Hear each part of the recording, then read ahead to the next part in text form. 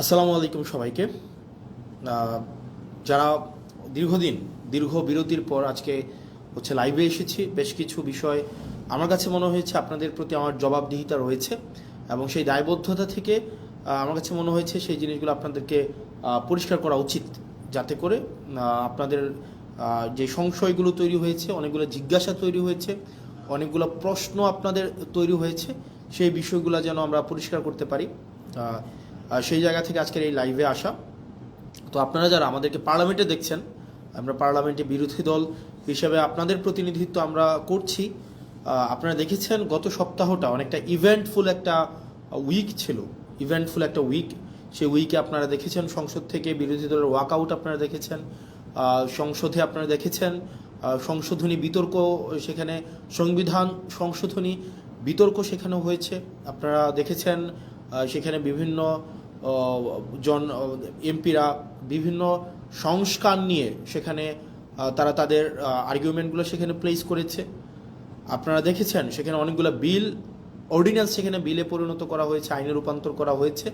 অনেকগুলো বিলকে সেখানে সংশোধনী আকারে সংসদে উত্থাপন করা হয়েছে, কিছু কিছু বিলকে সংসদ থেকে বাতিল করে দেওয়া হয়েছে, সংসদে উপস্থাপনই করা হয় নাই। তো সেই জায়গা থেকে আমার কাছে মনে হয়েছে আপনারা অনেকগুলো এক্সপ্লেনেশন ডিজার্ভ করেন।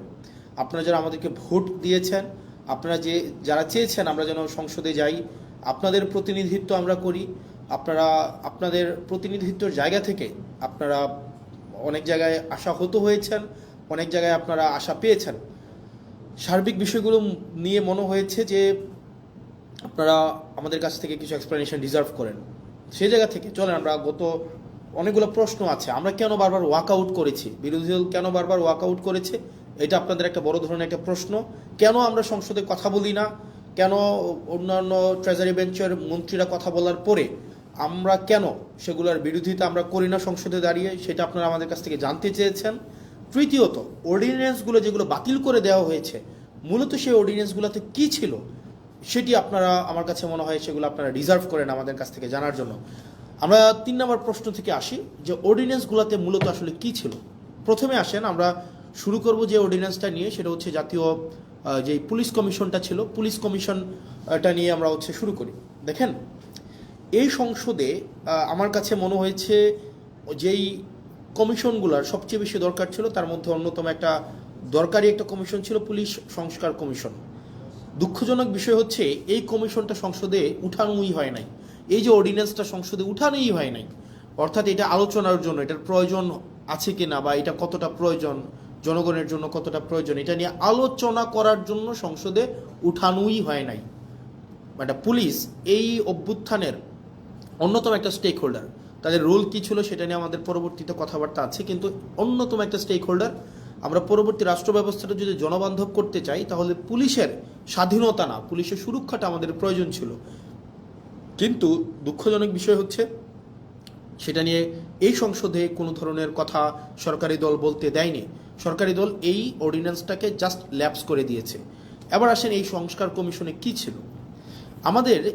আপনি যদি মনে করে দেখেন তো, আবু সাইদ হত্যা মামলার যে রায়টা হয়েছে, যেই এএসআই ছিল উনি কিন্তু বারবার করে বলছিলেন যে আমার কোনো দোষ নাই, সরকার আমাকে নির্দেশ দিয়েছে, আমি সেই নির্দেশ অনুযায়ী গুলি করেছি।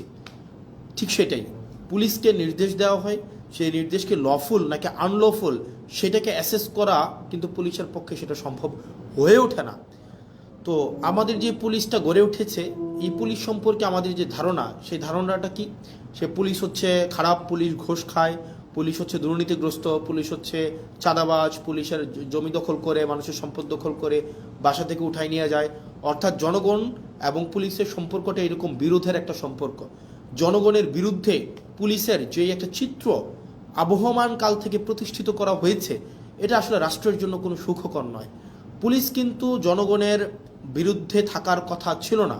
পুলিশকে যেভাবে ঘুষখোর হিসেবে উপস্থাপন করা হয়েছে, রাষ্ট্র যেভাবে পুলিশকে হাতিয়ার বানিয়েছে দমনপীড়নের, সরকার যেভাবে দমনপীড়নের হাতিয়ার বানিয়েছে পুলিশকে, এটা হওয়ার কথা ছিল না।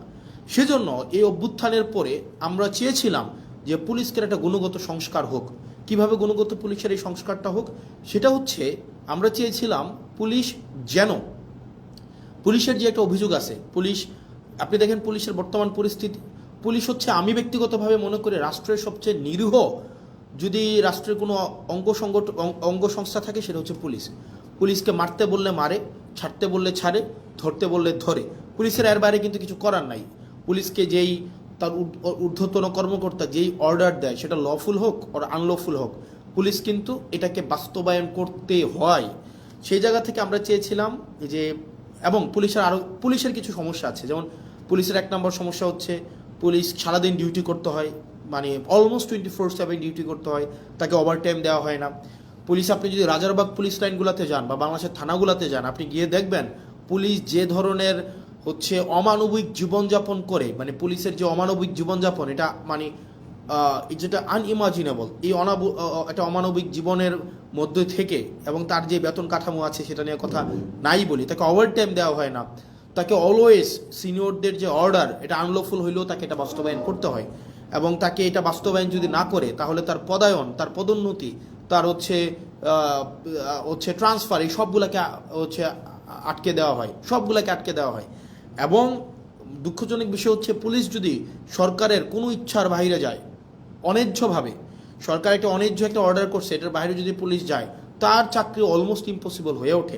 এখন দেখেন, পুলিশের এই যে ক্ষোভ, পুলিশের প্রতি যে এইসব অন্যায্য অবিচার করা হচ্ছে, তার পোস্টিং, প্রমোশন, পদোন্নতি সবগুলো রাজনৈতিক ইচ্ছার উপরে নির্ভর করা হচ্ছে। বাংলাদেশে পুলিশ যারা সরকারের যত বেশি পদলেহন করে, যারা সরকারের সবচেয়ে বেশি কাছাকাছি থাকে, যারা সরকারি দলকে সবসময় হচ্ছে পৃষ্ঠপোষকতা করে, তারা ভালো পোস্টিং পায়, তারা ভালো প্রমোশন পায়। সেজন্য সরকারের লিগ্যাল অর্ডার করুক অথবা আনলিগ্যাল অর্ডার করুক, এই কারণে পুলিশরা সবসময় চায় সরকারের মনোরঞ্জনের মধ্য দিয়ে ব্যস্ত থাকতে। এখন এই যে পুলিশের যত অভাব, পুলিশের যত প্রত্যাশা, পুলিশের যত চাওয়া পাওয়া, পুলিশের যত ক্ষোভ, এগুলা নিরসনের জন্য এই গভর্নমেন্ট একটা কাজ করেছিল, মানে ইন্টারিম গভর্নমেন্ট, সেটা ছিল পুলিশ গ্রিভিয়েন্স রিএড্রেস প্রোগ্রাম হাতে নিয়েছিল। অর্থাৎ পুলিশের ক্ষোভ নিরসন করা এবং ন্যায্যতার ভিত্তিতে পুলিশের যে প্রয়োজনগুলো, সেগুলোকে নিশ্চিত করার জন্য পুলিশ গ্রিভিয়েন্স রিএড্রেস প্রোগ্রাম হাতে নিয়েছিল এই সংস্কার কমিশনে। অথচ বিএনপি সরকার সেটাকে বাতিল করে দিয়েছে। ভাই, একটা জিনিস বুঝেন আপনারা, পুলিশ তো একটা ডিসিপ্লিনারি ফোর্স, তার প্রয়োজন, প্রত্যাশা, চাওয়া পাওয়া, সেগুলোর জন্য তো পুলিশ হচ্ছে আন্দোলন করতে পারবে না, কোথাও গিয়ে স্মারকলিপি দিতে পারবে না। তাকে যদি আপনি একটা হিলিং একটা ওয়ে না দেন, এটা উইন্ডো না দেন, তাহলে তার প্রয়োজন, প্রত্যাশা সে কোথায় দিবে, মানে সেগুলো কার কাছে জানাবে? এটা জানানোর জন্য ইন্টারিম গভর্নমেন্ট যে পুলিশ সংস্কার কমিশনটা করেছিল, সেটা হচ্ছে সেখানে পুলিশের ক্ষোভটাও যেন পুলিশ জানাইতে পারে, পুলিশের অভিযোগটা যেন পুলিশ জানাইতে পারে। এবং পুলিশকে যদি কেউ আনলফুললি কোনো একটা অর্ডার করা হয়, পুলিশকে যদি কেউ হচ্ছে অন্যায্যভাবে কোনো একটা অর্ডার করা হয় যে তোমাকে গুলি করতে হবে, তোমাকে হচ্ছে কাউকে উঠাই নিয়ে আসতে হবে, তোমাকে হচ্ছে মানে বেআইনি কোনো একটা কাজ করতে হবে, পুলিশ সদস্যরাও যাতে সেটা থেকে নিষ্কৃতি পায়, সেটার জন্য একটা অভিযোগ জানাইতে পারে, সেটার জন্য পুলিশ গ্রিভিয়েন্স রিএড্রেস একটা প্রোগ্রাম হাতে নেওয়া হয়েছিল, সেটাকেও বাতিল করে দেওয়া হয়েছে। 2 নম্বর হচ্ছে, জনগণের কিন্তু পুলিশের বিরুদ্ধে অনেক অভিযোগ আছে। জনগণের যে পুলিশের বিরুদ্ধে অভিযোগ আছে, সেটার জন্য সিটিজেন কমপ্লেইন, এটা হচ্ছে management committee, citizen complain management committee, এটা করা হয়েছিল, এটাকেও বাতিল করে দেওয়া হয়েছে। মানে অভ্যুত্থান পরবর্তীতে পুলিশকে যুগোপযোগী করার জন্য, জনবান্ধব করার জন্য ইন্টারিম গভর্নমেন্ট যেই ধরনের পদক্ষেপগুলো হাতে নিয়েছিল, তার মধ্যে পুলিশ সংস্কার কমিশন অন্যতম। আপনি সেটাকে সংসদে উঠানি নাই, আপনি সংসদে উঠানোর আগে সেটাকে বাতিল করে দিয়েছেন।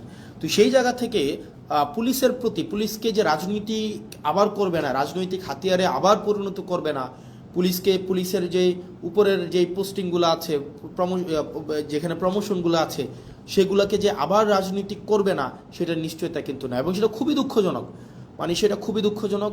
আপনারা আমার সামনে যারা আছেন, আপনারা আমাকে শুনতে পাচ্ছেন কিনা স্পষ্ট, বা দেখতে পাচ্ছেন কিনা, আপনারা আমাকে একটু জানাবেন কাইন্ডলি যে আমাকে স্পষ্ট দেখতে পাচ্ছেন কিনা। আমি নিশ্চিত না, কারণ শুরু থেকে আমি কথা বলছি। তাহলে দেখেন, পুলিশকে আমাকে যুগোপযোগী করতে হবে, পুলিশকে জনবান্ধব করতে হবে, পুলিশকে রাষ্ট্রের লাঠিয়াল বাহিনী হিসেবে, পুলিশকে যদি আমি রাষ্ট্রের লাঠিয়াল বাহিনীতে পরিণত করি, এবং পুলিশকে যদি ছাড়তে বললে, পুলিশ আমাদেরকে মাঝে মাঝে এসে বলে যে ভাই আমাদের পরিণতি হয়েছে এটা, সরকার ছাড়তে বললে ছাড়ি, মারতে বললে মারি, ধরতে বললে ধরি, অর্থাৎ আমাদের এই তথৈবচ অবস্থা। এখন এই তথৈবচ অবস্থা থেকে মুক্তির জন্য পুলিশ শুধুমাত্র লিগ্যাল অর্ডারটা বাস্তবায়ন করবে, এবং পুলিশ সরকারের লাঠিয়াল বাহিনী হইবে না, পুলিশ জনবান্ধব হবে, পুলিশ জনগণের হবে। সেটার জন্যই কিন্তু হচ্ছে সংস্কার কমিশনটা করা হয়েছিল। দুঃখজনক বিষয় হচ্ছে, এই সংস্কার কমিশন এই সরকার এটাকে ল্যাপস করে দিয়েছে, এটাকে উঠাইয়ে নাই। তার মানে এই সরকার যে অ্যাটিটিউড, এই সরকারের যে মনোভাব পুলিশকে নিয়ে, এই সরকারের যে চাওয়া পাওয়া পুলিশকে নিয়ে, সেটা হচ্ছে এই সরকার পুলিশকে আবার একটা লাঠিয়াল বাহিনীতে পরিণত করতে চায়। কারণ সে যতই বলুক আমরা এগুলাকে বিবেচনা করব, আমরা এটাকে আরও বেশি সুন্দর করে, আরও বেশি শক্ত করে নিয়মের মধ্য দিয়ে এটাকে করব, আলটিমেটলি কিন্তু এটা করছে না, বা করবে কিনা সেটা কিন্তু আমরা আস্থা পাচ্ছি না। পরবর্তীতে যদি আরও ভালো সংস্কার কমিশন আপনি করতেন, তাহলে এই কমিশনটাকে আপনি স্বীকৃতি দিয়ে পরবর্তীতে আপনি ভালো সংস্কার কমিশন করতেন, আপনি কিন্তু সেটা করেন নাই।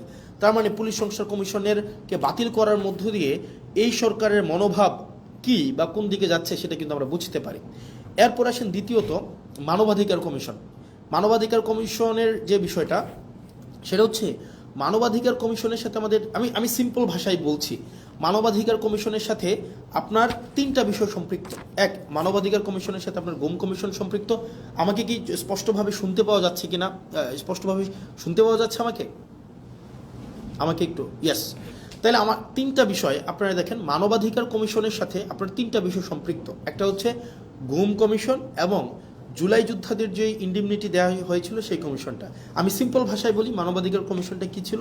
মানবাধিকার কমিশনে এখানে বলা হয়েছিল যে মানবাধিকার কমিশনের যারা সিলেকশন করবেন, এই সিলেকশন কমিটিতে কিছু আপনার মডিফিকেশন করা হয়েছিল, এবং এই মানবাধিকার কমিশন যেটা 2026 মানে জাতীয় মানবাধিকার কমিশন অর্ডিন্যান্স, যেটা 2025-এর যে অর্ডিন্যান্সটা, 26-এর যে অর্ডিন্যান্সটা, এই অর্ডিন্যান্সে ছিল যে রাষ্ট্রের যেই সংস্থাগুলো, আপনি গুমের সাথে কারা জড়িত, গুমের সাথে নর্মালি জড়িত হচ্ছে রাষ্ট্রের যে বাহিনীগুলো, সরকার জড়িত থাকে, সরকারের যে বাহিনীগুলো জড়িত থাকে। মানবাধিকার কমিশন যদি চায় এই বাহিনীগুলোর বিরুদ্ধে তারা নিজেরাই হচ্ছে ইনভেস্টিগেট করতে পারবে।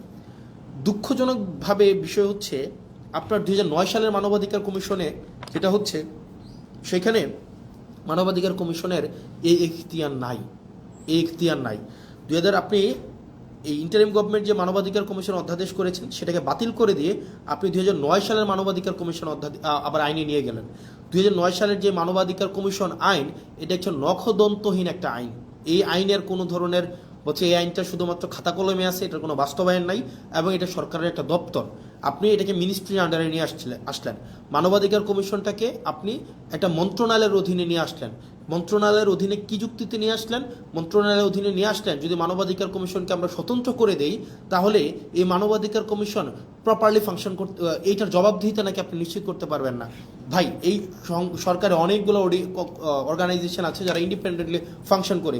সিএস ইন্ডিপেন্ডেন্টলি ফাংশন করে, সিজিএস ইন্ডিপেন্ডেন্টলি ফাংশন করে, এখানে হচ্ছে পিএসসি ইন্ডিপেন্ডেন্টলি ফাংশন করে। ঠিক একইভাবে মানবাধিকার কমিশন ইন্ডিপেন্ডেন্টলি ফাংশন করতো, কিন্তু আপনি যেটা করলেন সেটা হচ্ছে মানবাধিকার কমিশনকে একটা মন্ত্রণালয়ের অধীনে নিয়ে আসলেন। এখন মানবাধিকার কমিশন যদি কারো বিরুদ্ধে কোনো ইনভেস্টিগেট করে, তখন মন্ত্রণালয়ের অনুমতি লাগবে। এখন স্বরাষ্ট্র মন্ত্রণালয়ের স্বরাষ্ট্রমন্ত্রীর অনুমতি নিয়ে আপনি জাস্ট চিন্তা করেন, আপনি আসাদুজ্জামান খান কামালের অনুমতি নিয়ে আপনি পুলিশের বিরুদ্ধে হচ্ছে আপনি ইনভেস্টিগেট করবেন, এবং যারা গুমের সাথে জড়িত, যারা হচ্ছে নিপীড়নের সাথে জড়িত, আপনি তাদের অনুমতি নিচ্ছেন যে আমাকে কি দয়া করে অনুমতি দিবেন, আমি কি আপনাদের বিরুদ্ধে আমি একটা তদন্ত কাজ পরিচালনা করতে পারি। এখন এটা খুব স্বাভাবিকভাবেই সত্য, বাংলাদেশে গত 17 বছর রাষ্ট্রের যে বাহিনীগুলো গুম খুনের সাথে জড়িত ছিল, তাদের কারো বিরুদ্ধেই কোনো ধরনের আপনার হচ্ছে কোনো তদন্ত হয় নাই। এখন এই তদন্তের, একদম সিম্পল ভাষা, এই তদন্তের এখন এই ক্ষমতাটা মানবাধিকার কমিশন যে পেয়েছিল, আপনি সেটাকে বাতিল করে দিলেন, এবং এটার মধ্য দিয়ে আপনার যে নিয়ত, আপনি যে আবার গুম খুনে ফিরে যেতে চান না, সেটা কিন্তু স্পষ্ট হলো না।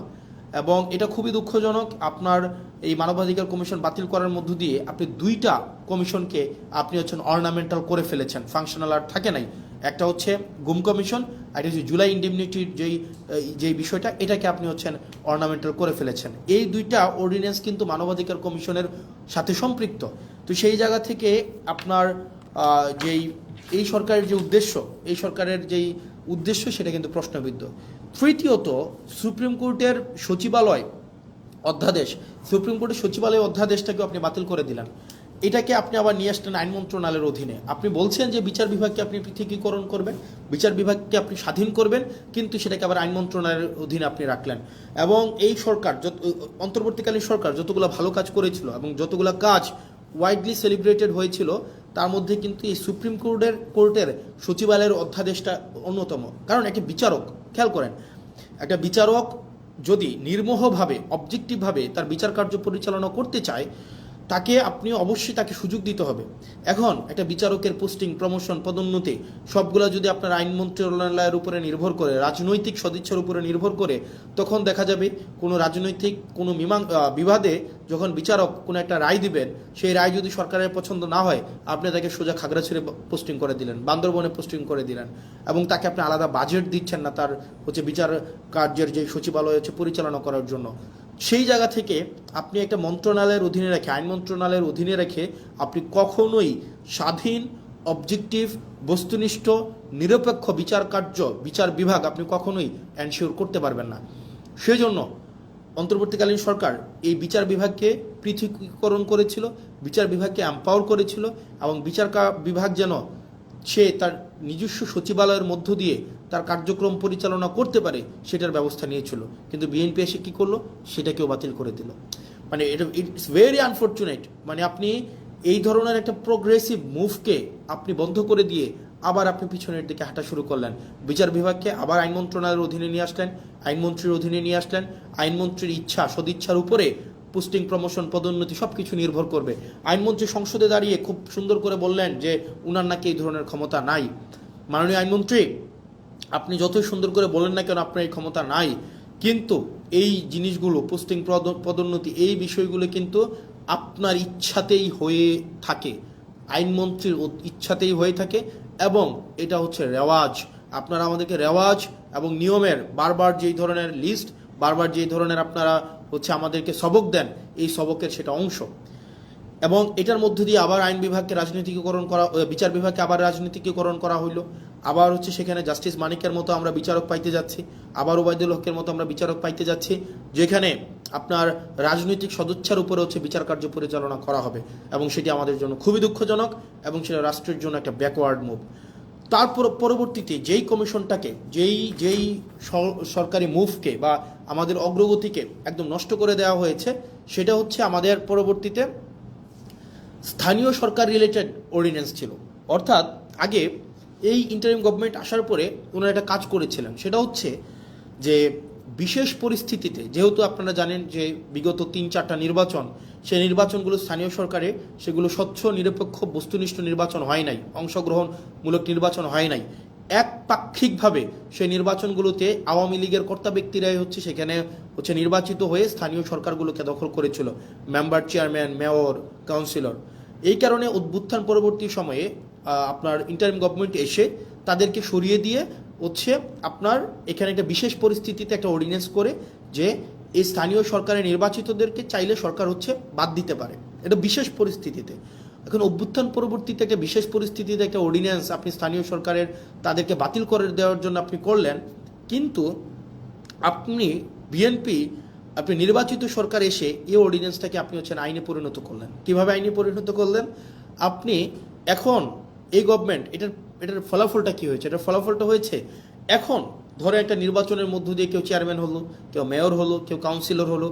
এখন বর্তমানে যে আইনে আছে, সরকার চাইলে বিশেষ পরিস্থিতিতে কাউন্সিলরকে বাতিল করে দিতে পারবে, মেয়রকে বাতিল করে দিতে পারবে, উপজেলা চেয়ারম্যানকে বাতিল করে দিতে পারবে। অর্থাৎ একটা নির্বাচিত একটা অংশকে সরকার চাইলে বাতিল করে দিতে পারবে, সরকারের কাছে যদি মনে হয় সে ইনঅ্যাপ্রোপ্রিয়েট। তার মানে এই পুরা স্থানীয় সরকার ব্যবস্থাকে সরকারিকরণ করা হইল, দলীয়করণ করা হইল। আপনি নির্বাচিত হয়ে আসেন, সমস্যা নাই, আপনি যখনই সরকারের বিরুদ্ধে কোনো অবস্থান নেবেন, আপনাকে চাইলে সরকার বাদ দিয়ে দিতে পারবে। এই ধরনের একটা কালো আইন এই সংসদে পাশ করা হয়েছে, এই ধরনের কালো আইন।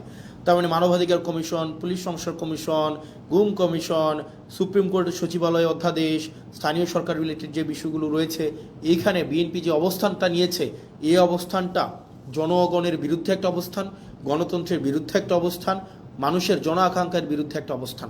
এখন আপনারা আমাকে প্রশ্ন করতে পারেন যে ভাই, সংসদে তো দেখি শুধুমাত্র আপনাদের আইনমন্ত্রী সালাউদ্দিন সাহেবই কথা বলেন, সংসদে দেখি আসাদুজ্জামান সাহেব আইনের ব্যাখ্যা দেন 40-45 মিনিট ধরে, সালাউদ্দিন সাহেব আমরা দেখি সেখানে 50 মিনিট ধরে কথা বলেন, আপনারা কেন কথা বলেন না? এখানে যে বিষয়টা আমাদেরকে এই সংসদে কথা বলতে দেওয়া হয় না।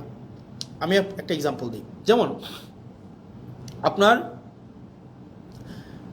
সালাউদ্দিন সাহেব আমাদের স্বরাষ্ট্রমন্ত্রী উনি যখনই দাঁড়ান, উনি যেহেতু ট্রেজারি বেঞ্চের উনি মেম্বার, ট্রেজারি বেঞ্চের উনি, অর্থাৎ উনি এবং উনি হচ্ছেন স্বরাষ্ট্রমন্ত্রী, উনি যখনই দাঁড়ান যেই বিষয়ে ধরেন, যেমন মানবাধিকার কমিশন বিষয়ে আমাকে সময় দেওয়া হয়েছিল মাত্র কত, আমাকে সময় দেওয়া হয়েছিল 2 মিনিট, আমাকে সময় দেওয়া হয়েছিল মাত্র 2 মিনিট, মাত্র 2 মিনিট। আর এই বিষয়ে সালাউদ্দিন সাহেব 40 মিনিট কথা বলেছেন, 40 মিনিট। আমাদের সুপ্রিম কোর্টের সচিবালয়ের বিষয়ে আপনার 8 মিনিট কথা বলেছেন আপনার আক্তার ভাই, আসাদুজ্জামান সাহেব কথা বলেছেন অলমোস্ট 40 মিনিট। তাহলে ঘটনাটা কি দাঁড়ায়? ঘটনাটা দাঁড়ায়, ধরেন কোনো একটা অর্ডিন্যান্সের পক্ষে আমি 5 মিনিট কথা বললাম, 5 মিনিট, এটার বিরুদ্ধে সালাউদ্দিন সাহেব 40 মিনিট কথা বললেন, 40 মিনিট, আপনি 40 মিনিট। এই 40 মিনিটে উনি যদি কোনো অযৌক্তিক কথাও বলেন, সেটাকে যখন আমি আবার দাঁড়াবো যে ওনার অযৌক্তিক কথাগুলোকে খণ্ডন করার জন্য, আমাদেরকে সেখানে কোনো অ্যালাউ করা হয় না। তার মানে আপনি সময় পাচ্ছেন 5 মিনিট আর সালাউদ্দিন সাহেব সময় পাচ্ছেন 40 মিনিট। আপনার কাছে উনার কথাটাই হচ্ছে কি, আপনি উনার মতো করে মনের মাধুরী মিশিয়ে, মেটাফোর দিয়ে, উনি হচ্ছে ইতিহাস টেনে, উনি উনার নিজের ব্যক্তিগত অভিজ্ঞতা, দর্শন সবগুলাকে উনি হচ্ছেন সংমিশ্রণ করে উনার মনের মাধুরী মিশিয়ে উনি কথা বলতে পারেন। এবং সেই জায়গা থেকে আমাদেরকে সময় দেওয়া হয় 2 মিনিট এবং রিকোয়েস্ট করে সময় নেওয়া হয় 1 মিনিট, এবং যখনই আবার সময় চাওয়া হয় তখন আমাদেরকে বলা হয় this is not Shahbag square, it's parliament, which is very unfortunate. কারণ আপনি একই টপিকে আপনার মানবাধিকার কমিশনের বিলের উপরে সালাউদ্দিন সাহেব কথা বলবেন 45 মিনিট, আর সেখানে আমাকে কথা বলতে দিচ্ছেন আপনি 2 মিনিট, আপনি আমাকে 2 মিনিট কথা বলতে দিচ্ছেন। মানে এটা খুবই আনজাস্টিফাইড। যখন এটারই বিরোধিতা আমরা করেছিলাম, যখন এটাই চেয়েছিলাম যে এটার বিরোধিতা হচ্ছে, তখনই হচ্ছে আমাকে বলা হইলো যে this is not Shahbag square, it's parliament. এবং বিএনপি এক ধরনের 2টা কাজে জুচ্চুরি করেছে, জুচ্চুরি মানে সিম্পল জুচ্চুরি করা। জুচ্চুরি করা কি? জুচ্চুরি হচ্ছে ওনারা দিনের আলোতে প্রতারণা করেছে। যেমন জুলাই জাদুঘর একটা অধ্যাদেশ ছিল, এই অধ্যাদেশটা কথা ছিল এটাকে অপরিবর্তিতভাবে সংসদে আইন আকারে পাশ করা হবে। ওনারা কি করলেন? ওনারা একদম সংসদ শুরু হওয়ার সময়, সংসদ একদম বিলটা পাশ করার 5 মিনিট আগে ওনারা এটাকে সংশোধনী আকারে উপস্থাপন করে ওনারাকে বিলটাকে পাশ করায় নিলেন, যেটা কোনো এটাকে একটা কমিটমেন্ট ব্রিচ করা হয়েছে। এটা কথা ছিল না, কথা ছিল এটা অ্যাজ ইট ইজ পাশ করাবে। এখন আপনি আমাকে বলতে পারেন তাহলে আপনারা প্রতিবাদ করলেন না? আমরা অবশ্যই প্রতিবাদ করেছি, এবং আপনারা যদি দেখে থাকেন তাদের যেহেতু মেজরিটি 2/3, তারা এখন কাউকে আর তোয়াক্কা করার প্রয়োজন মনে করে না। তাদের কথা হচ্ছে আপনারা পার্লামেন্টে থাকলে থাকবেন, না থাকলে নাই, আমার যে আইনটা আমি যেভাবে ইচ্ছা আমি করব এবং যেভাবে ইচ্ছা আমি সেটাকে পাশ করব। এবং ওনারা আরও কয়েকটা জায়গায় ওনারা আমাদের সাথে প্রতারণা করে যাচ্ছেন, বাংলাদেশের সাথে প্রতারণা করে যাচ্ছেন। যেমন কথা ছিল প্রত্যেকটা আইন, পূর্ণাঙ্গ আইন অন্তত 3 দিন আগে সবার কাছে ওনারা হচ্ছে পূর্ণাঙ্গ বিলটা ওনারা হাতে দিবেন। ওনারা 3 দিন আগে হাতে দেন না। ওনারা যেটা করেন, ওনারা হচ্ছে বিলটা সংসদে উত্থাপনের 15 মিনিট আগে আপনাকে এতগুলো পেয়ে যায় না ধরাই দেবে, 15 মিনিট আগে। এবং এই 15 মিনিট আগে আপনাকে এই পুরো বিলটার যদি আপনি একমত থাকেন বা দ্বিমত প্রকাশ করেন, এই 15 মিনিটের মধ্যে আপনাকে জানাইতে হবে। এবং এটা হচ্ছে এক ধরনের পুকুর চুরি করার মতো। এবং আপনারা দেখবেন মানবাধিকার পুলিশ সংস্কার কমিশন, এটা কিন্তু সংসদে উত্থাপনের কথা ছিল, কিন্তু ওনারা এই কমিটমেন্টটা ওনারা ব্রেক করেছেন। ওনারা অনেকগুলা কমিটমেন্ট ওনারা সিরিজ আকারে ব্রেক করেছেন। 1 নম্বরে ব্রেক করেছেন, ওনারা বলেছিলেন 98টা অধ্যাদেশ ওনারা অ্যাজ ইট ইজ পাস করবেন। এই অ্যাজ ইট ইজ 98টা কমিশন পাস করার কথা থাকলেও ওনারা সেই জায়গায় ওনারা হচ্ছেন আমাদের জাতির সাথে ওনারা প্রতারণা করেছেন, ওনারা কমিটমেন্ট ব্রেক করেছেন। দ্বিতীয়ত ওনারা বলেছিলেন খ ক্যাটাগরির 16টা সংশোধন আকারে বিলগুলো হচ্ছে সংসদে উপস্থাপন করবেন, সেখানেও হচ্ছে ওনারা হচ্ছেন কমিটমেন্ট রাখেন নাই, ওনারা সংশোধিত আকারে উত্থাপন করে নাই। অনেকগুলো বিল, যে বিলগুলো মানবাধিকার কমিশন, পুলিশ সংস্কার কমিশন, তারপরে হচ্ছে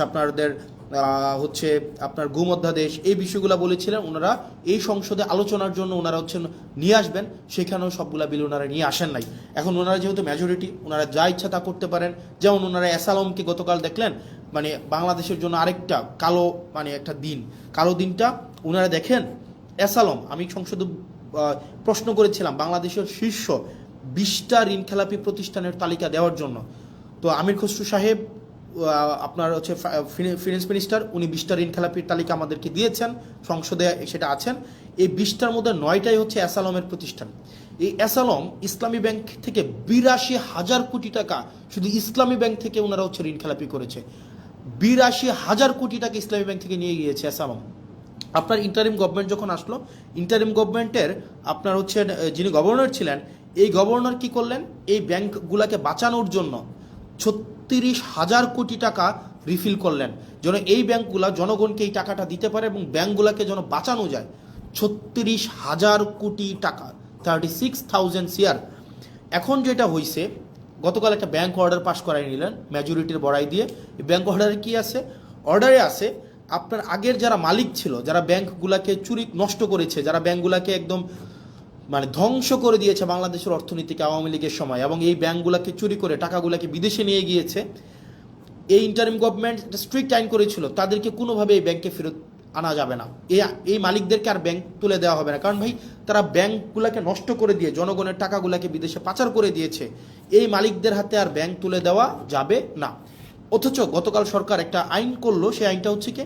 আইনটা হচ্ছে যদি 7% টাকা ফেরত দেয়, আপনার 36,000 কোটি টাকার 7% যদি ওনারা ফেরত দেয়, তাইলে আবার তাদের কাছে মালিকানা বুঝাই দেওয়া হবে।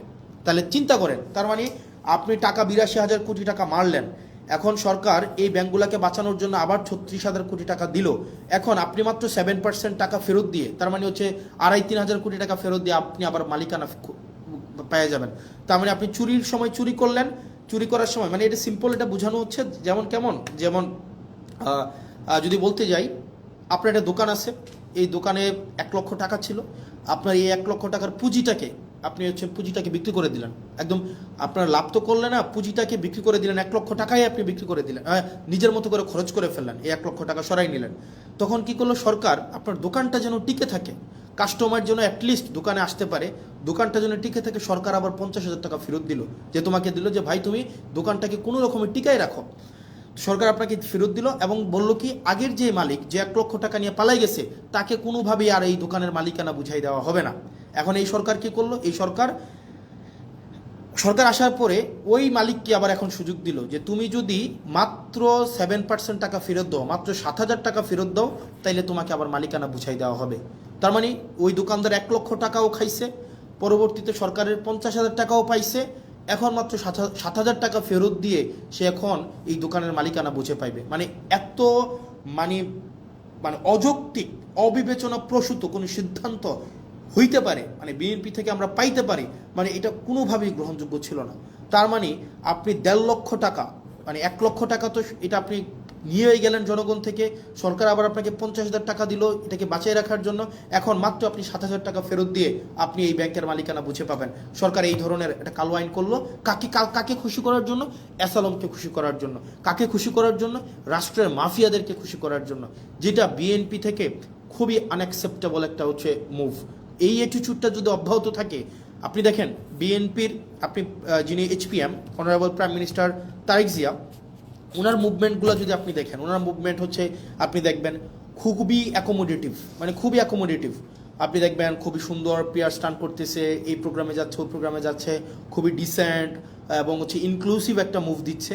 কিন্তু অ্যাক্টিভিটিগুলো যদি আপনি দেখেন, বিএনপির অ্যাক্টিভিটিগুলো লাস্ট 2 মাসে, নাম্বার 1 অ্যাক্টিভিটি বাংলাদেশ ব্যাংকে যেভাবে দখল করা হইলো, এই অ্যাক্টিভিটিটা যদি আপনার চোখে পড়ে, বিসিবিকে যেভাবে দলীয়করণ করা হইলো, স্থানীয় সরকারকে যেভাবে ধ্বংস করা হইলো, মানবাধিকার কমিশনকে যেভাবে বাতিল করে দেওয়া হইলো, পুলিশ সংস্কার কমিশনকে বাতিল করে দেওয়া হইলো, সুপ্রিম কোর্টের সচিবালয়কে বাতিল করে দেওয়া হইলো, এরপরে হচ্ছে আপনার এই ব্যাংকগুলোকে আবার দখল করার জন্য দখলবাজদেরকে যে সুযোগটা দেওয়া হইলো, এই অ্যাক্টিভিটিগুলো যদি আপনি একসাথে করেন, তাহলে আপনার কাছে যে বার্তাটা যায়, এই বার্তাটা কখনোই ইতিবাচক কোনো একটা বার্তা না। এই অ্যাক্টিভিটিগুলো যদি আমরা একসাথে যোগ করি, তাহলে যে বিএনপির চেহারাটা দাঁড়ায়, এই বিএনপির চেহারাটা যদি বেগম জিয়া বেঁচে থাকতেন, নিশ্চয়ই উনি সেটার জন্য অবশ্যই দুঃখ পাইতেন, কষ্ট পাইতেন। উনি বেঁচে থাকলে কখনোই এভাবে মানে নগ্নভাবে দলীয়করণ করা হইতো না। উনি জুলাই জাদুঘরকে যেভাবে হচ্ছে বিএনপি দলীয়করণ করার জন্য সবার হচ্ছে দিনে দুপুরে প্রকাশ্যে যেভাবে একটা জালিয়াতির একটা আশ্রয় নিয়েছেন, সেটা ম্যাডাম যদি বেঁচে থাকতেন উনি অবশ্যই সেটার জন্য উনি লজ্জিত হতেন। সার্বিকভাবে বিবেচনায় আপনি যদি দেখেন বিএনপির লাস্ট 2 মাসের মুভ এবং বিরোধী দল আকারে আমরা আমাদের এই সংসদে আমাদের কথা বলার সুযোগ না দেওয়ার যে বিষয়টা, আমাদেরকে শাহবাগ দেখানো হচ্ছে, যে অর্থাৎ আপনি যদি কথা বলতে চান আপনি শাহবাগে যান, শাহবাগে আপনি যা ইচ্ছা তা বলতে পারবেন, এটা পার্লামেন্ট, এখানে আপনি যা ইচ্ছা তা বলতে পারবেন না, এখানে শুধুমাত্র সেটাই বলা যাবে। আপনি বিরোধী দল, আপনি মাত্র এই কয়টা সিট নিয়ে আসছেন, আপনি আবার এত বেশি সময় পাবেন কেন? ভাই আপনি একজন 40 মিনিট ধরে উনি ক্লাস নিতে পারেন, সেখানে আমাদেরকে সময় দেওয়া হয় 2 মিনিট, রেকর্ডে আছে। আপনি যদি দেখেন, আমরা যখন একটা বিলের বিরুদ্ধে দাঁড়াইলাম, মানবাধিকার কমিশনের বিলের বিরুদ্ধে দাঁড়াইলাম, আমাকে সময় দেওয়া হলো যে মিস্টার আবদুল্লাহ আপনার সময় 2 মিনিট। আর এইটার রিভার্টাল যখন আসাদুজ্জামান সাহেব দিলেন, উনি 25 মিনিট প্লাস হচ্ছে উনি রিভার্টাল দিলেন। তার মানে উনার কোনো সময় মানে নাই, উনি যতক্ষণ ইচ্ছা কথা বলতে পারবেন। উনি দাঁড়াইলেই উনার মাইক অন করবেন, উনি সালাউদ্দিন সাহেব দাঁড়াইলেই উনার মাইক অন হবে, এবং উনার রেকর্ডের জন্য উনারা সব কিছু বলতে পারেন। কিন্তু আমাদের রেকর্ডের জন্য আমাদের মাইক অন করা হয় না। আমরা 50 বার 20 বার শুরু থেকে যদি হাত তুলে রাখি, আমাদেরকে এই সময়টা দেওয়া হয় না। এটা নাকি সংসদের রেওয়াজ। তো সংসদের রেওয়াজ এবং সংসদের আইন আসলে কোনটা কি, সবগুলো হচ্ছে সরকার যেভাবে চাইবে সেটাই, যেটা অভ্যুত্থান পরবর্তী সময়ে যেটা আমাদের জন্য অপ্রত্যাশিত ছিল। প্রিয় বাংলাদেশবাসী, আপনাদের আমার কাছে মনে হয়েছে আপনারা কিছু এক্সপ্লানেশন ডিজার্ভ করেন। কারণ দিন শেষে আমরা হচ্ছে দিন শেষে কোনো না কোনোভাবে আমরা বেনিফিটেড। আমরা যারা ক্ষমতায়, আমরা যারা চেয়ার পেয়েছি, আমরা যারা মন্ত্রী হয়েছি, আমরা যারা এমপি হয়েছি, আমরা কোনো না কোনোভাবে বেনিফিটেড। এটা নিঃসন্দেহে, এটা বলার কোনো সুযোগ নাই, আমরা বেনিফিটেড। কিন্তু যারা জীবন দিয়েছে, যারা আত্মত্যাগ করেছে, যারা রাস্তায় নেমে এসেছিল, যারা হচ্ছে জুলাইয়ে, আরেকটা ইম্পর্টেন্ট বিষয়, জুলাইয়ের কথা মনে হওয়াতে, খুবই পুর স্ক্রিপ্টেড একটা নাটক বিএনপি আপনারা হচ্ছে পার্লামেন্টে করছে, খুবই পুরলি স্ক্রিপ্টেড। সেটা হচ্ছে কি, ওনারা বলতেছে, বারবার বলতেছে ওরা জুলাই সনদের পক্ষে, মানে বারবার কিন্তু বলতেছে জুলাই সনদের পক্ষে, যে আমরা প্রত্যেকটা দাড়ি কমা সহ আমরা জুলাই সনদ বাস্তবায়ন করব। তো আমরা যখন বলতেছি যে জুলাই সনদের অর্ডারটা আপনাকে বাস্তবায়ন করতে হবে, তখন যেটা হইল, ওনারা একদিন একটা নাটক সাজাইল। ওনাদের পন্থী কিছু ছাত্রদল, যুবদল সহ অনেকে আছে যে তাদের এই অভ্যুত্থানে ফেসিবাদ বিরোধী প্রত্যেকটা রাজনৈতিক দল সমানভাবে অংশগ্রহণ করেছে। তাদের আত্মত্যাগ ছিল, তাদের দীর্ঘ লড়াই ছিল, তাদের দীর্ঘ হিস্ট্রি ছিল। তো ওনারা কি করলেন, কিছু সিলেক্টিভ আহতকে, কিছু সিলেক্টিভ, একদম সিলেক্টিভ কিছু আহতকে বিরোধী দলীয় যেই গ্যালারিটা আছে সেই গ্যালারিটাতে এনে বসাইলো, এবং ওনাদেরকে বলে দেওয়া হলো, পরবর্তীতে ওনাদের মধ্যে অনেকগুলো আহত আমাদের কাছে আসছে যে ভাই আমরা তো বুঝি নাই যে আসলে আমাদেরকে কী কারণে নিয়ে আসা হয়েছে, আমাদেরকে জাস্ট বলা হয়েছে আপনাদেরকে গাদ্দার বলার জন্য, এবং আপনাদেরকে যেন আমরা বেশিং করি, আপনাদেরকে যেন আমরা হচ্ছে ওখান থেকে আপনাদেরকে বেশিং করি, এবং আপনাদের বিরুদ্ধে যেন আমরা স্লোগান দিই। এই স্ক্রিপ্টটা বিএনপির জন্য, মানে শোনেন, আপনারা বিএনপির যারা আছেন 217 জন এমপি আছেন, ইট ডাজন্ট ম্যাটার, আপনারা হচ্ছেন সরকারে আছেন, ইট ডাজন্ট ম্যাটার। মানে ধরেন কি করতে পারবেন, ম্যাক্সিমাম গুম করে ফেলতে পারবেন, উঠাই নিয়ে যেতে পারবেন বাসা থেকে, এই জার্নিটা এখানে থামাই দিতে পারবেন, সো হোয়াট ভাই। মানে জীবনে তো ধরেন আপনার মানুষের সাথে যদি কানেক্টেড থাকি, মানুষ যদি আস্থা রাখে, বিশ্বাস রাখে, এর থেকে বড় প্রাপ্তির আর কিছুই নাই। আপনারা ওই দিন যে স্ক্রিপ্টটা সাজাইলেন, আপনারা যে নাটকটা সেদিন সংসদে করলেন, এবং আমরা দেখলাম মাননীয় প্রধানমন্ত্রী প্রত্যেক আহতের সাথে একজন একজন করে কথা বলে আসার পরেই ওই আহতরা ওই গ্যালারি থেকে আমাদেরকে বিভিন্নভাবে, ওখানে আপনারা দেখলেন এটা সিন ক্রিয়েট করা হয়েছে, এবং ওনারা আমাদেরকে বিভিন্নভাবে গালাগালি দিলেন। ওনারা বললেন আমরা জুলাই সনদ চাই, বিএনপি যেভাবে চাই আমরা সেভাবে চাই। তো আমরা জিজ্ঞেস করলাম বিএনপি কীভাবে চাই বলেন তো? ওনারা বললেন না, বিএনপি যেভাবে চাই আমরা সেভাবে চাই। আমি বললাম তো বলেন না বিএনপি কীভাবে চায়? না আমরা এত কিছু বুঝি না, বিএনপি যেভাবে জুলাই সনদ চাই আমরা সেভাবে চাই। এর মাঝখানে 3-4 জন আছে আমাদের কাছে এসে বললো যে ভাই আমরা খুবই দুঃখিত, আমরা আপনাদের সাথে এইভাবে আচরণ করার কারণে, কিন্তু আমাদেরকে এইভাবেই বলা হয়েছে, আমরা যেন আপনাদের বিরুদ্ধে স্লোগান দেই, আমরা যেন আপনাদেরকে হচ্ছে ওখানে অপমান করি, আমরা যেন আপনাদের বিরুদ্ধে এই ধরনের কথাগুলো বলি। মানে it's very unfortunate mister Tarique Zia, honourable prime minister Tarique Zia, it's very unfortunate আপনি পার্লামেন্টে থাকা অবস্থায় এই ধরনের একটা নাটক করা হবে এবং এটার ডিরেকশন আপনি দিবেন। মানে আমি জানি এটার স্ক্রিপ্ট রাইটার কে ছিল, এটার কোরিওগ্রাফার কে ছিল, এটার হচ্ছে ডিরেক্টর কে ছিল, আমি জানি না, কিন্তু আমি এটা বিশ্বাস করতে স্টিল চাই না যে এখানে কোনো ধরনের আপনি ব্যক্তিগতভাবে এখানে এটার পৃষ্ঠপোষকতা করেছেন, এটা আমি বিশ্বাস করতে চাই না। কিন্তু এটা যদি হয়ে থাকে এটা ভেরি আনফর্চুনেট, এটা আপনার জন্য একটা ডিসক্রেডিট। কারণ আপনি এই ধরনের একটা মানে সংসদে যারা মানে বিএনপিপন্থী জুলাই, জামাতপন্থী জুলাই যোদ্ধা এইভাবে ক্লাসিফিকেশন করবেন এবং তাদেরকে দিয়ে প্রেস কনফারেন্স করিয়ে আমাদের বিরুদ্ধে কথা বলাবেন, এবং তারা পরবর্তীতে এসে তারা বুঝবে, তারা স্বীকার করবে যে তাদেরকে ব্যবহার করা হয়েছিল, এর থেকে দুঃখজনক mister Tarique Zia honourable prime minister কিছু হইতে পারে না। এবং এটা আপনার জন্য খুবই ডিসগ্রেস, আমি একজন পলিটিশিয়ান, আমি হচ্ছে একই সংসদে বসি, এবং আমার কাছে মনে হয়েছে লাস্ট 1 মাসের অ্যাক্টিভিটিতে আমাকে অবশ্যই কথা বলতে হবে এবং আপনারা যেই কাজটা করেছেন, আমি জানি না কে এটার স্ক্রিপ্ট রাইটার ছিল, কে এটার ডিরেক্টর ছিল, এটা যদি আপনারা করে থাকেন, এই যে জুলাই যোদ্ধাদের মধ্যে যেই বিভাজন আপনারা করলেন এবং তাদেরকে যেভাবে রাজনৈতিক টুল হিসাবে আপনারা ব্যবহার করলেন, এটা আপনার জন্য এটাতে আপনার লজ্জিত হওয়া উচিত। এবং আমি বিশ্বাস করতে চাই আপনি এই ক্ষেত্রে কোনো ধরনের আপনার নিজস্ব কনসেন্ট ছিল না। আর আপনাকে যারা বুঝিয়েছে, এই স্ক্রিপ্ট রাইটার যারা ছিল, ডিরেক্টর যারা ছিল, তারা আপনাকে বিপদে ফেলবে। প্রিয় দেশবাসী, আমাদের দেশ যেদিকে যাচ্ছে, আমাদের বাংলাদেশ যে পথে হাঁটছে, আমরা যেদিকে যাচ্ছি, কোনো ইতিবাচক বার্তা আমাদেরকে দিচ্ছে না। আমাদের যারা আত্মত্যাগ দিয়েছিল, তারা যে কারণে আত্মত্যাগ করেছিল, রাষ্ট্রের স্ট্রাকচারাল রিফরমেশনের জন্য। কিন্তু দিন শেষে রাষ্ট্রের স্ট্রাকচারাল রিফরমেশন তো হচ্ছে না, আমরা সেটা পারছি না, এটা আমাদের ফেইলিওর, আমরা বারবার বলে যাচ্ছি। এবং বিএনপি থেকে প্রত্যাশা আরও বেশি ছিল। তবে থ্যাংক ইউ বিএনপি, আপনারা এই রং মুভগুলো নিচ্ছেন এবং জনগণ আপনাদেরকে কিভাবে দেখে আপনারা মানুষের কাছে যান।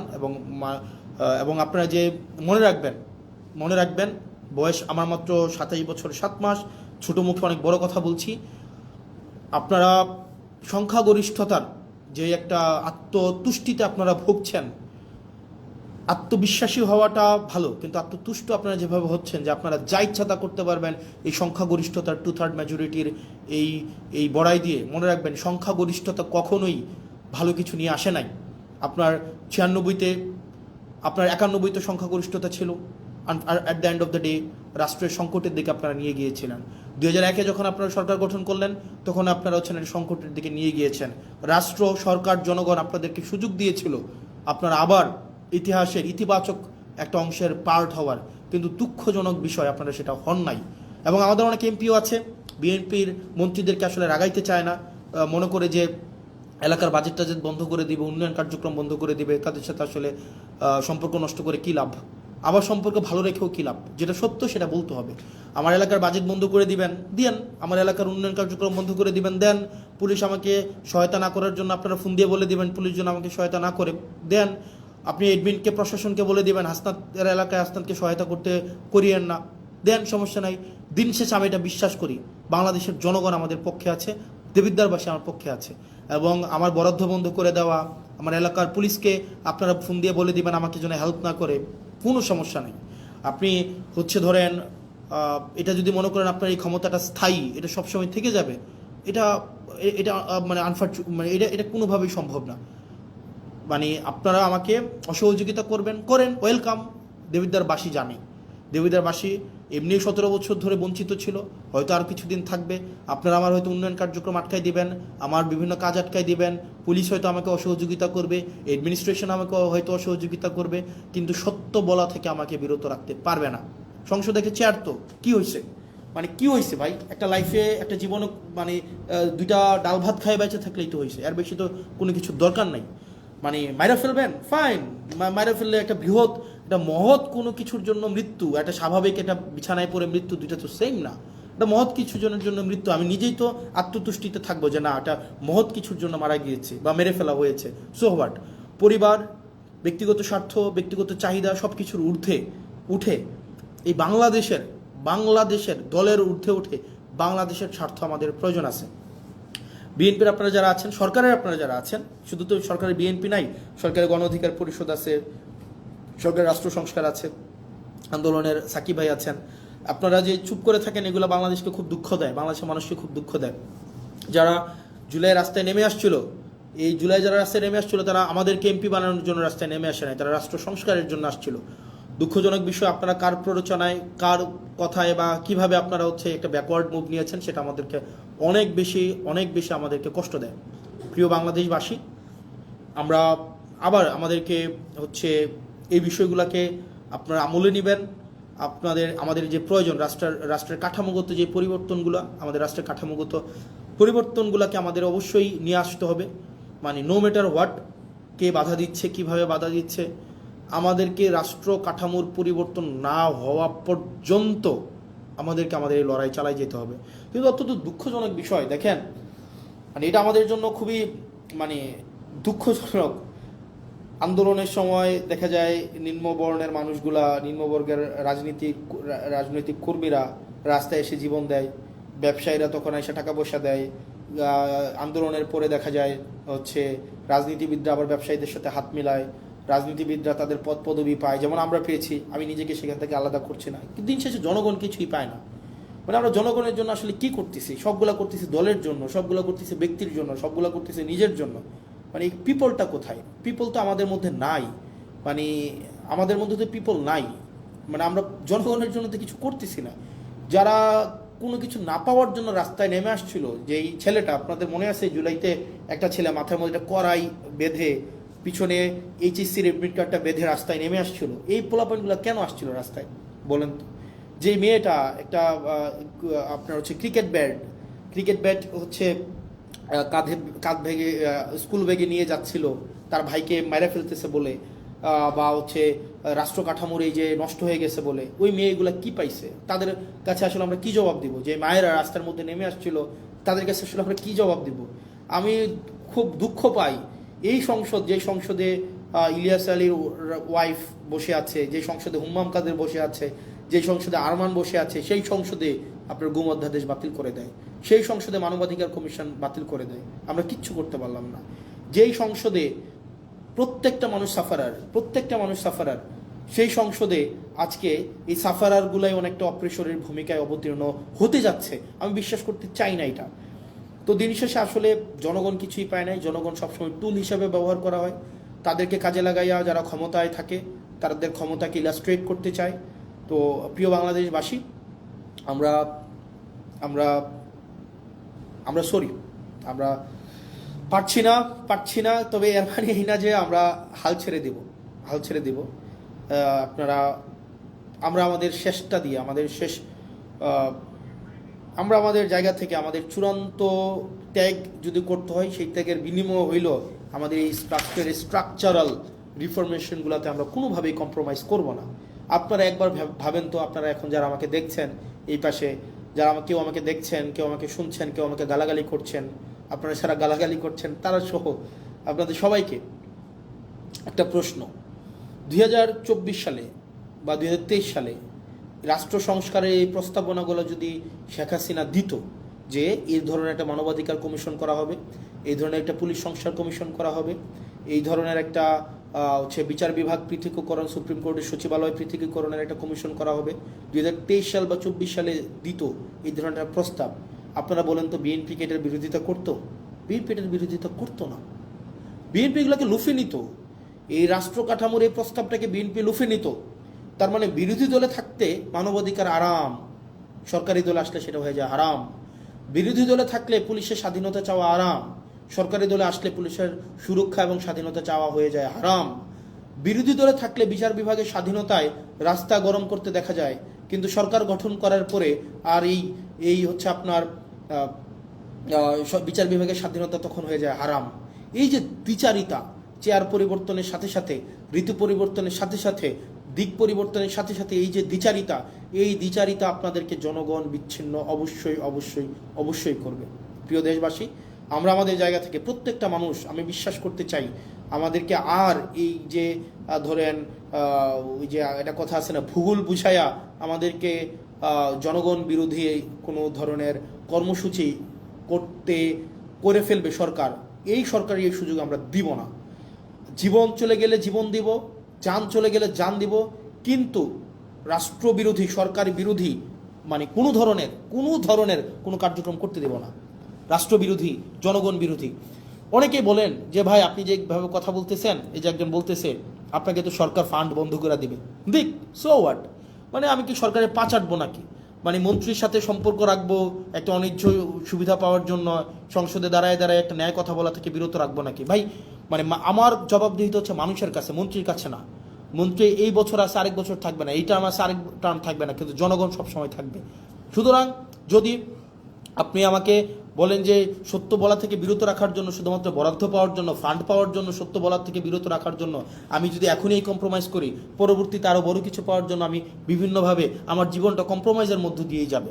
না দিল, ফান্ড বন্ধ করে দিল, পুলিশ আমাকে হেল্প করা বন্ধ করে দিল, অ্যাডমিনিস্ট্রেশন আমাকে হেল্প করা বন্ধ করে দিল, যে আমাকে অনৈধ্যভাবে আমাকে আমার পথকে বাধাগ্রস্ত করবে, তারা তাদের ফলাফল সেটা কোনো না কোনোভাবে পাওয়া যাবে। মানে এটা এটা এটা এটা এটা মানে আমি ন্যাচারে বিশ্বাস করি, আমি ন্যাচারাল জাস্টিসে বিশ্বাস করি, সেটা কোনো না কোনোভাবে পেয়ে যাবে। এটা এটা কিচ্ছু আসে যায় না আমার। আপনি এই কারণে এই যে মন্ত্রীর সাথে কুসুম কুসুম সম্পর্ক রাখতে হবে, কুসুম কুসুম বিরোধিতা করতে হবে, যদি আমার ফান্ড বন্ধ করে দেয় দিলে দিক, আমার কিচ্ছু আসে যায় না, কিচ্ছু আসে যায় না।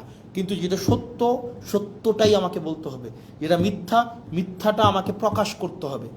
এর মাঝখানে কোনো ধরনের পার্থক্য রাখা যাবে না।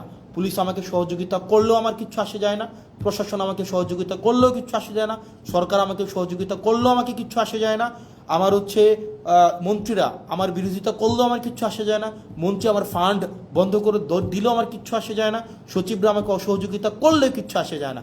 মানুষের বাঁচেই কয়দিন, মানুষ বাঁচবেই কয়দিন, মানুষ তো ভাই মানে মৃত্যু পর্যন্ত সারা জীবন ক্ষমতায় থাকবে না। কিন্তু দিন শেষে মানুষ জানুক, জনগণ জানুক, যারা আমাকে ভোট দিছিল, যে মহিলাগুলাকে মানে লাইন ধরে ধরে আমাকে ভোট দিছে, বিনা পয়সায় যারা আমাকে ভোট দিছে, তারা জানুক দিন শেষে যে আমি সত্যের পথে ছিলাম। যে ইয়াং প্রজন্ম, শিক্ষিত প্রজন্ম যারা বিনা পয়সায় আমাকে ভোট দিছিল, তাদের কাছে আমার জবাবদিহিতাটা আমি নিশ্চিত করতে চাই। আমি বিশ্বাস করতে চাই, আমি যদি সত্যের পথে থাকি, সেক্ষেত্রে যদি সরকার আমাকে বাধাও দেয়, জনগণ আমার পাশে দাঁড়াবে। আমাকে বিনা পয়সায় ভোট দিয়ে জিতাইছিল, আবার আমাকে প্রয়োজনে বিনা পয়সায় ভোট দেওয়া জিতাবে, কিন্তু আমি কম্প্রোমাইজ করতে পারবো না, না না, কোনোভাবেই না, কোনোভাবেই না। আমি মিডিয়াকে দেখেছি দালালি করতে, মিডিয়ার যে দালালি, মানে এটা মানে এটা এটা পৃথিবীতে মানে পৃথিবীতে যদি কোনো উদাহরণ হয়ে থাকে মিডিয়ার দালালি, এটা বাংলাদেশে হচ্ছে 1 নাম্বার হবে মিডিয়ার দালালি। মিডিয়া, মিলিটারি, ব্যুরোক্রেসি সবাই এখন আবার হচ্ছে মানে জি হুজুর আবার কালচারে চলে গিয়েছে। এই জি হুজুর কালচারে এনসিপি যাবে না, জি হুজুর কালচারে এনসিপি রাজনীতিবিদরা যাবে না, কোনোভাবেই যাবে না, কোনোভাবেই না। আপনি আমার চেহারা নিয়ে কথা বলেন, আপনি আমাকে চেহারা নিয়ে আমাকে ট্রোল করেন, আপনি আমাকে কালো বলেন, হোয়াট এভার, এগুলো আমার কিচ্ছু আসে যায় না। মানে এটা দিয়ে আপনি আমাকে থামাইতে পারবেন? কোনোভাবেই না, নেভার, কোনো ওয়েতেই না ভাই। যেটা সত্য, এই সত্য, যত মানে ইভেন আমার জীবনের যদি কষ্ট হয়, আমার জীবনের যদি স্যাক্রিফাইস হয়, সেইটা থেকে আপনি আমাকে বিরত রাখতে পারবেন না, যতদিন না পর্যন্ত এই স্ট্রাকচারাল রিফরমেশনগুলো তৈরি হবে, মানে আপনার স্ট্রাকচারাল রিফরমেশনগুলো বাস্তবায়ন না হয়, ততক্ষণ পর্যন্ত আমাদের এই লড়াই চলবে, আমাদের লড়াই চলবে। আপনি সংসদে আমাদেরকে লবিতে আসা বলবেন বয়স কত, মাত্র এতদিন, আর অপেক্ষা করো, অপেক্ষা করো, দরকার আছে শত্রু বাড়াইয়া, দরকার আছে শত্রু বাড়াইয়া। যদি কেউ শত্রু হইতে চায়, মানে আমার আমার প্যারা নেই, কিচ্ছু আসে যায় না, কিচ্ছু আসে যায় না। প্রিয় বাংলাদেশবাসী, আপনারা জানেন দিন শেষে যে কারা বাংলাদেশের বিরুদ্ধে অবস্থান নিচ্ছে, অ্যাসালমের পক্ষে অবস্থান নিচ্ছে, যারা কারা সংস্কারের বিরুদ্ধে অবস্থান নিচ্ছে, স্বাধীন বিচার বিভাগের বিরুদ্ধে অবস্থান নিচ্ছে, স্বাধীন পুলিশ সংস্কার কমিশনের বিরুদ্ধে অবস্থান নিচ্ছে, যারা কারা এই স্থানীয় সরকার ব্যবস্থাকে নষ্ট করে দিচ্ছে, এটাকে আবার ফেসিবাদের দিকে নিয়ে যাচ্ছে, কারা সংস্কারের কথা বলে তারা তাদের 31 দফা থেকেও পিছনে হটছে, জুলাই সনদ অক্ষরে অক্ষরে বাস্তবায়নের কথা বলেও কারা পিছনে হচ্ছে চলে যাচ্ছে। এই জিনিসগুলাই শিক্ষিত প্রজন্ম, আপনারা নিশ্চয়ই আপনাদের বিবেক বিবেচনা সুবোধ আছে এবং সেই বিষয়ে আপনারাই হচ্ছেন সিদ্ধান্ত নেবেন। আপনারা ভালো থাকবেন, সুস্থ থাকবেন। যারা গালাগালি দিচ্ছেন তাদের গালাগালিকে আমি স্বাগত জানাই, সেটার কখনোই প্রতিবাদ করি নাই, সেটা অব্যাহত রাখেন, সেটা নিয়ে কিচ্ছু আসে যায় না। কিন্তু একই সাথে সাথে এটাও আপনারা তো এমনি নিষিদ্ধ আছেন এখন, আপনাদের নেতা, আপনাদের দেখবেন নেতারা হচ্ছে বিদেশে বিলাসবহুল জীবনযাপন করে, আওয়ামী লীগের।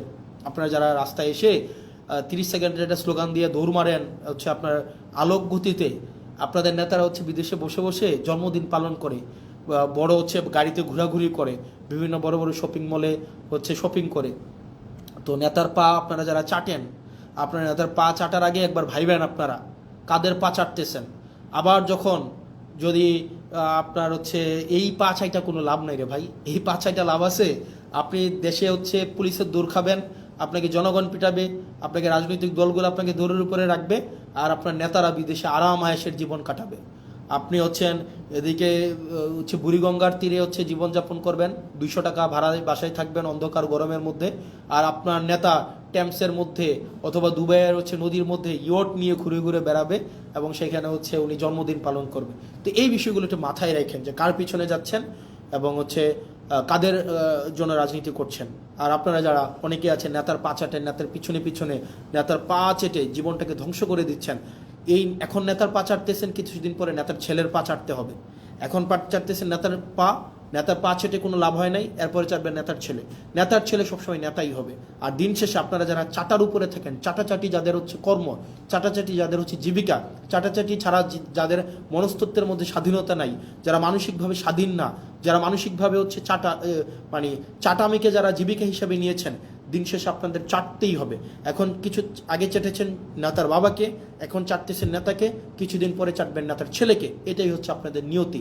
যদি এটা না করতে চান, স্বনির্ভর হতে চান, সত্যকে সত্য বলতে চান, মিথ্যাকে প্রকাশ করতে চান, তাহলে এইসব চাটাচাটি বাদ দেন।